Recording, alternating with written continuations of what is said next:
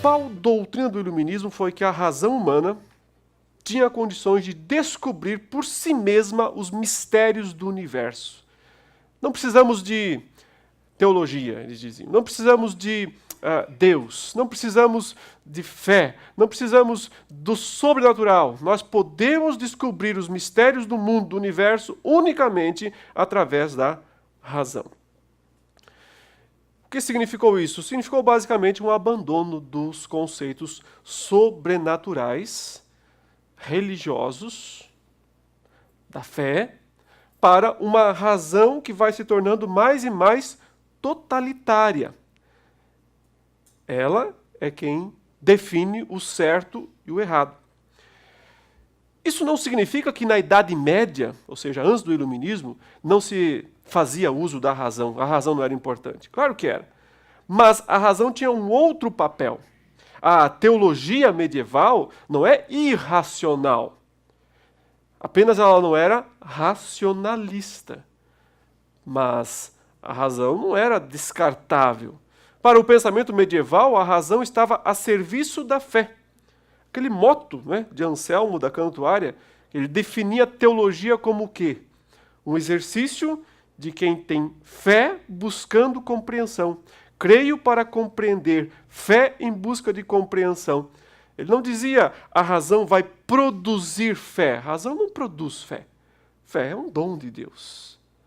Mas a razão ajuda a fé a se desenvolver. Então, o Anselmo dizia, o teólogo diz o seguinte, eu já creio, mas agora eu quero compreender melhor o que é que eu creio.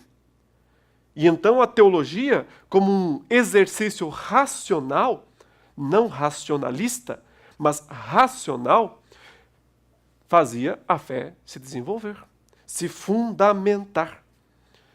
Portanto, a razão é útil na teologia, mas o racionalismo tende a destruir a própria teologia.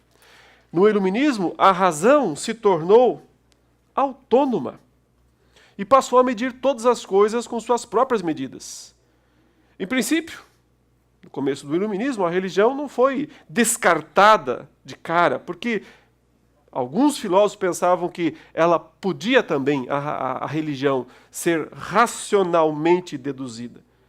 E a revelação não era necessariamente, nesse ponto, incompatível com a razão. Porque aquela ideia do só aquilo que pode ser comprovado cientificamente é verdade, né? O a posteriorismo metodológico, não estava ainda definitivamente estabelecido. Mas, aos poucos, a razão foi subindo e a revelação ou a fé foi sendo diminuída, até o ponto de se tornar obsoleta nos estudos.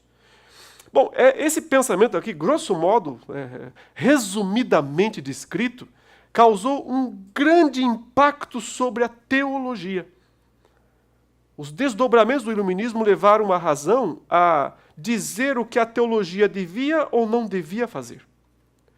E os dois caminhos mais comuns que foram adotados pelos teólogos que se viram em choque com o mundo do Iluminismo foram reação ferrenha ou acomodação. Negação total, reação, ou adaptação.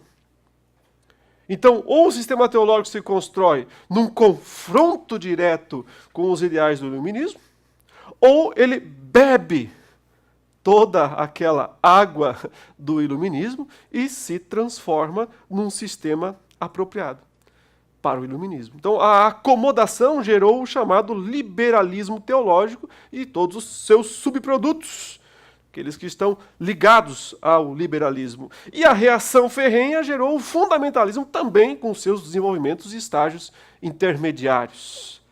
Por isso que são as duas posturas mais antagônicas em relação ao liberalismo, ou em relação ao iluminismo.